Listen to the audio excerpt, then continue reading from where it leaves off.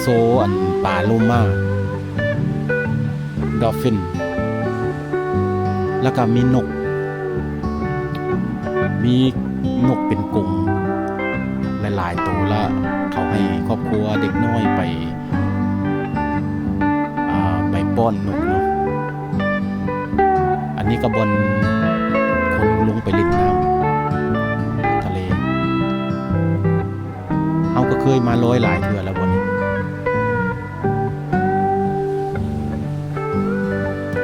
น้ำทะเลนี่ก็สิเขียวแบบนี้แหละตลอดปี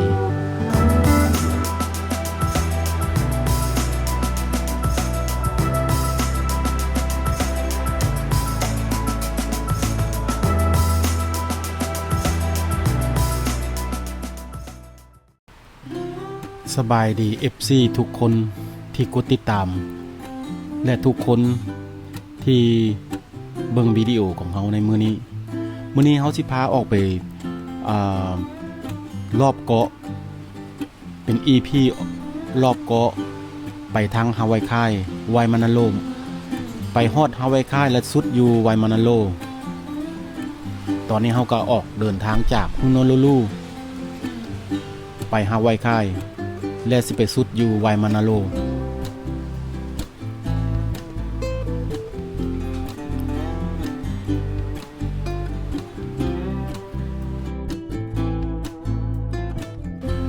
ฝั่งเบื้องซ้ายมือเฮานี่ก็สิเป็นUniversity of Manua University of Manua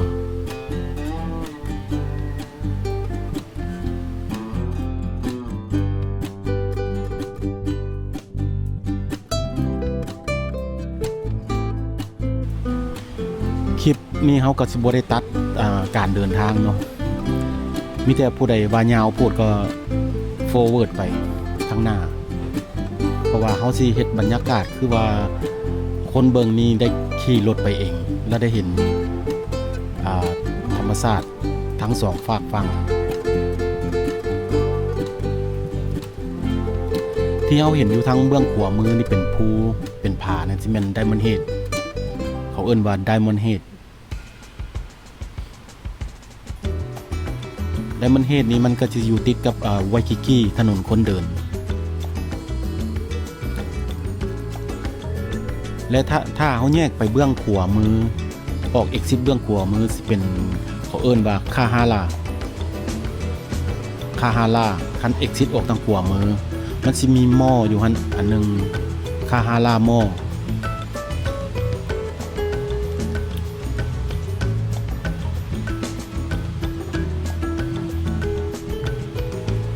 เมืองนี้เขาเอิ้นว่าเมืองคาฮาร่าแล้วเบื้องขวาสิเป็นหม้อสิแคมทางเลย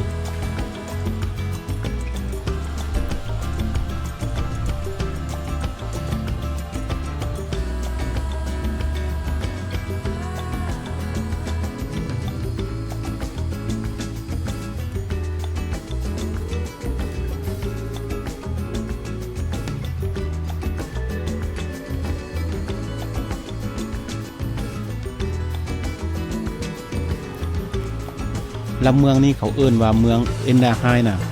เอนนาไฮน่ะ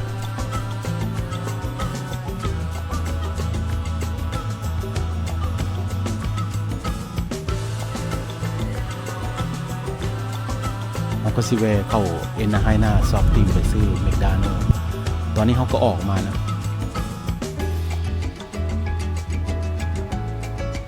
มุ่งหน้าเข้าไปฮาวายค่าย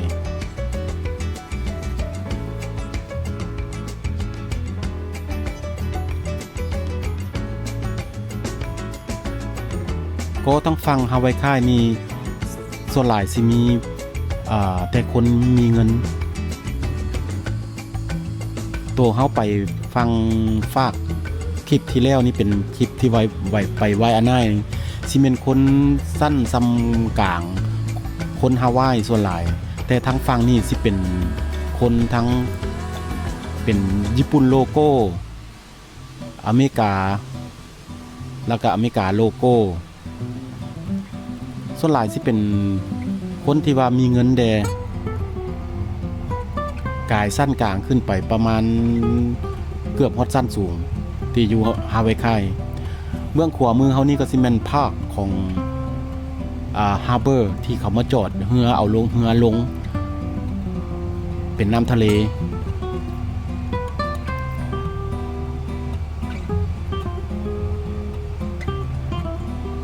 ขนกขี่ไปเบื้องซ้ายมือเขาเลี้ยวซ้ายซีเมนต์ช้อปปิ้งฮาวายคายช้อปปิ้ง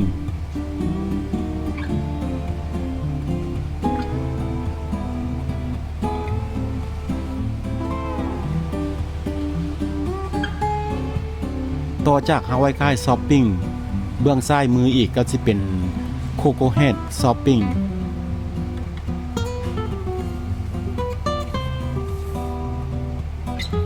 เบื้องขวามือนี่ย้ำซัมเมอร์เขาเจ้าสิเอาเรือมาลงแล้วก็ขี่สกีกันเนาะตอนนี้เขาก็เบื้องตอนสวยมันก็เสียงรถก็อยากเซลเด้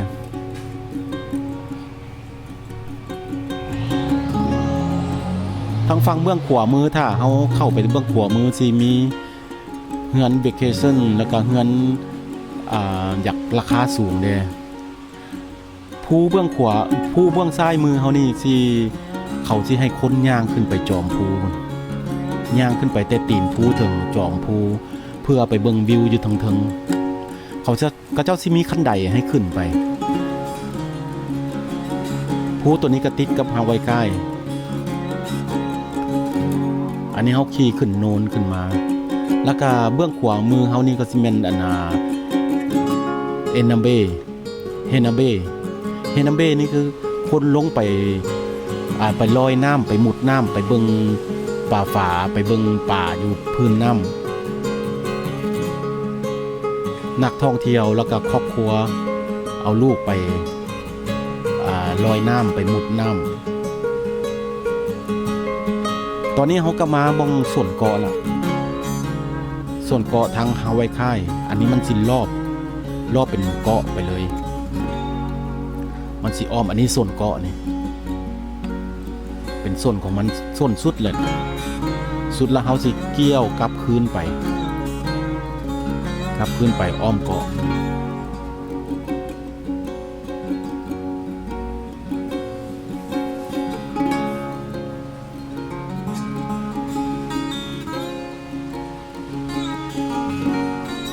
ธรรมชาติมันก็คือกันกับบิ๊กไอแลนด์มันเป็นภูเขาไฟสมัยก่อนมันก็เป็นภูเขาไฟเนาะภูเขาไฟแตกแล้วก็พ่นน้ำทะเลขึ้นมาแล้วก็มาเป็นเกาะน้ำทะเลนี่ก็ใสแล้วก็สีเขียวก็ย้อนว่ามันบ่มีคอยมีดินหลายมีแต่มันเป็นผาเป็นหินจุดเบื้องขวาเฮาเมื่อกี้นี่บอลจอดรถกับบอลนักท่องเที่ยวลงไปจอดชมวิวไปถ่ายรูป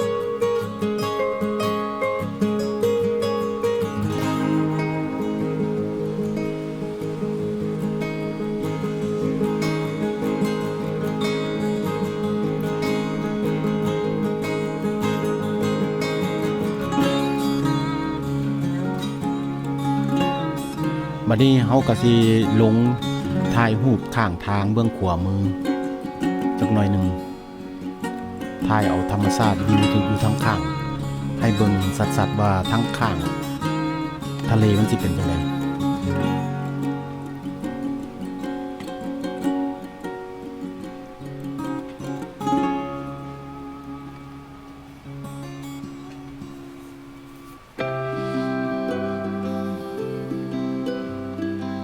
บางคนก็จอดแคมทางเพื่อว่าถ่ายเอาวิวอยู่ทั้งข้าง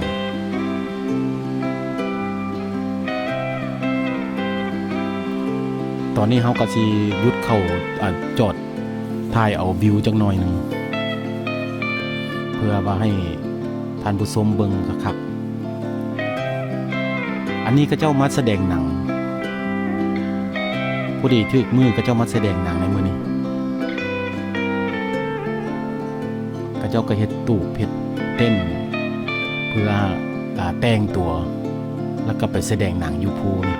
ก็บ่ฮู้ว่ามันเรื่องหยังเนาะหนังเรื่องหยังก็บ่ฮู้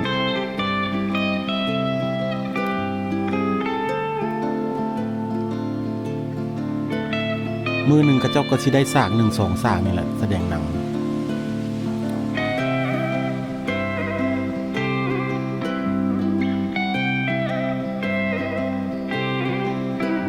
มื้อนี้อากาศก็พอดีงามบ่ร้อนบ่หนาวคนยังลงไปทะเลได้อยู่เขายังอาบน้ำอยู่ลงทะเลอยู่พูนที่เฮาเห็นทั้งหน้าขี้ดินทรายพุ่นมันคนลงอาบน้ำมันก็เป็นหาดตัวนึงตัวนี้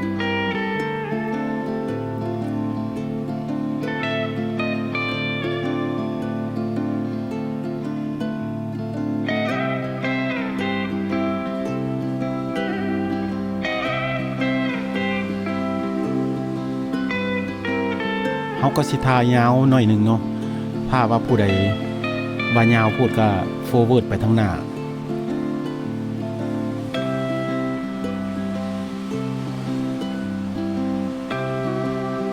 ถ้าใดผู้ใดว่ายาวหรือว่ามันเป็น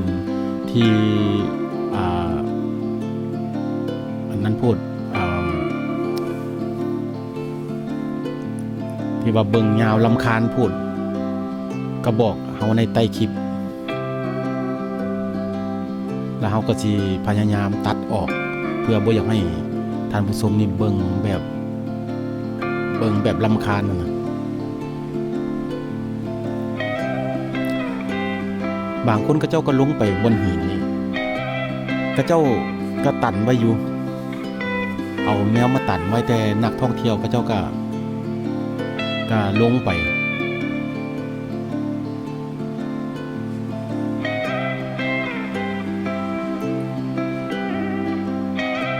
ตะกี้ก็มีนักท่องเที่ยวลงไปโตนน้ำอันนี้ก็เจ้าก็โตนน้ำพายโตนน้ำอยู่นี่ก็เจ้าก็บ่ได้เขียนป้ายห้ามเนาะแต่บ่ให้ออกทางนอกหลาย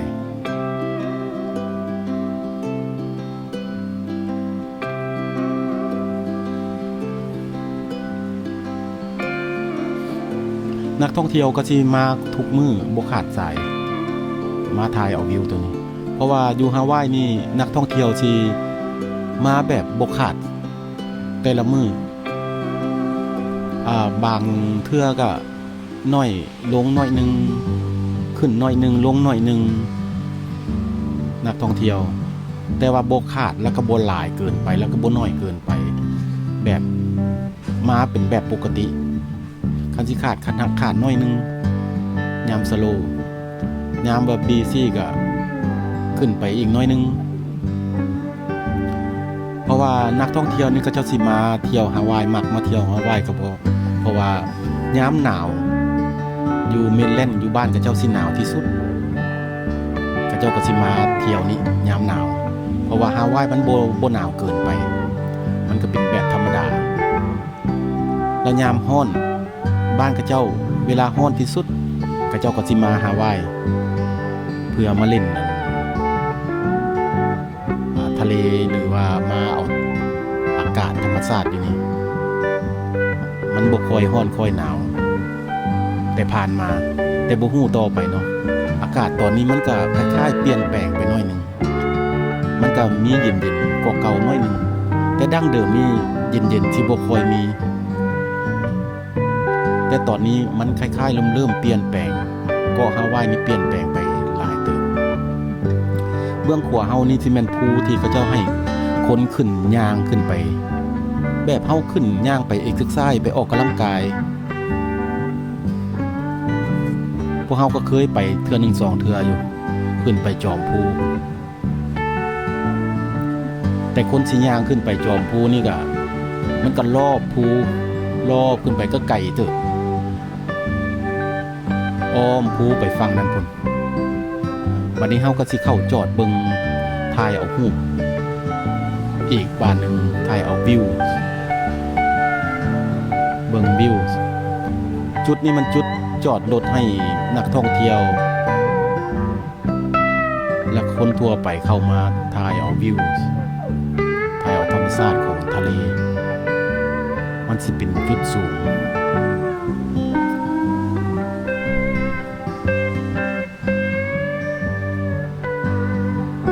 ทั้งฝั่งนี้มันก็สิเป็นแห้งแล้งเด้เนาะทั้งฝั่งส่วนเกาะฝั่งนี้ฝั่งเฮาไทยเฮาไว้อันนายบางแล้วนี่ก็แห้งแล้งส่วนเกาะมันสิมักแห้งแล้งก็บ่ฮู้ว่ามันเป็นหยังแต่หากสิแห้งแล้วก็ร้อนก็บ่แม่นแห้งก็แต่เย็นอันนี้ก็ทั่วของญี่ปุ่นทั้งหน้ามือเฮานี่เบื้องซ้ายมือนั่นสิแม่นเขาเอิ้นว่าซีไลพาร์คทั้งหน้าเฮานี่เป็นแหลมๆออกไปเขาสิเอิ้นว่าซีไลพาร์คซีไลพาร์คนี่ก็คนไปเบิ่งป่าโลมาเข้าไปเบิ่งเขาเจ้าสิเฮ็ดเป็นแท่งน้ำใหญ่ๆแล้วก็ให้คนย่างเข้าไปมันสิมีป่าหลายชนิดแล้วก็เขาจุดไฮไลท์มันก็สิให้คนไปนั่งชมเขาเจ้าโซอันป่าโลมาดอลฟินแล้วก็มีนกเป็นกลุ่มหลายๆตัวละเขาให้ครอบครัวเด็กน้อยไปป้อนนกเนาะอันนี้ก็บนคนลงไปเล่นน้ำทะเลเขาก็เคยมาร้อยหลายเทื่อแล้วบนนี้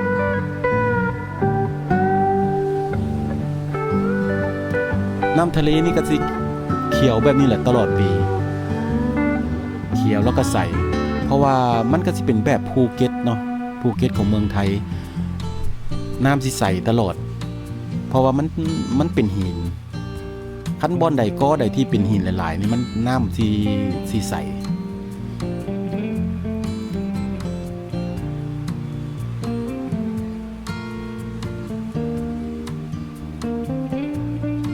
ธรรมชาตินี่ก็เป็นประมาณนี้แหละบัดนี้เฮาก็ขี่ลงไปเพื่อเฮาสิอ้อมไปทางไวมานาโร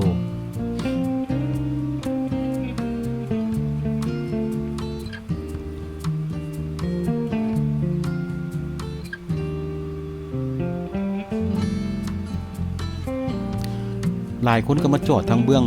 ขวามือนี่แล้วก็ลงไปเล่นทะเล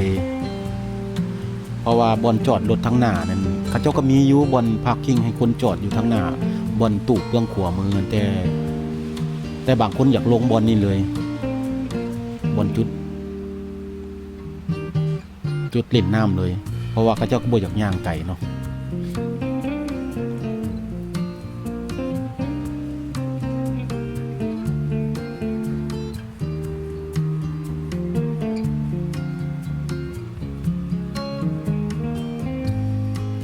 บนจุดเบื้องขวามือเขานี่เขาก็สิให้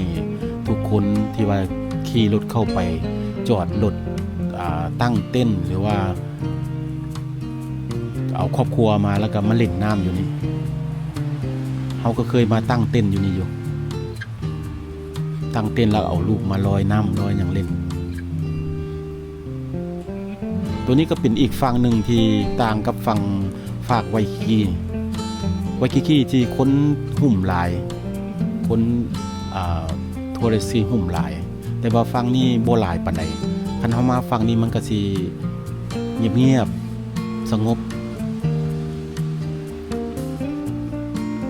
อันนี้ก็เฮามาฮอดเขตไวมานาโรแล้วเนาะ